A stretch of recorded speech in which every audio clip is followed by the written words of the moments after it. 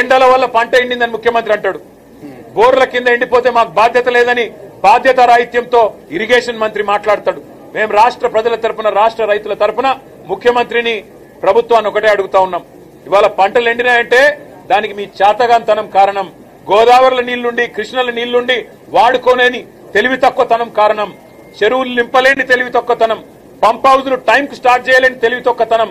Barrage ఏమన్నా చిన్న problem ఉంటే రిపేర్ చేసి నీళ్లు తీసుకోవాలనే సోయిలేనితనంతోనే ఈ ప్రభుత్వానికి ఇవాళ బాధ్యత మరిచింది.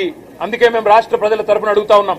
ఎక్కడెక్కడైతే పంట ఎండిపోయిందో ఎకరానికి 25,000 రూపాయల చొప్పున వెంటనే ఈ బడ్జెట్ లో డబ్బులు కేటాయించి నష్టపరిహారం రాష్ట్ర ప్రభుత్వమే చెల్లించాలి. రాష్ట్రంలో లక్షలాది ఎకరాల్లో పంట ఏదైతే ఎండుతుందో దానికి ఖచ్చితంగా ఈ ప్రభుత్వం రైతులకు క్షమాపణ చెప్పాలి.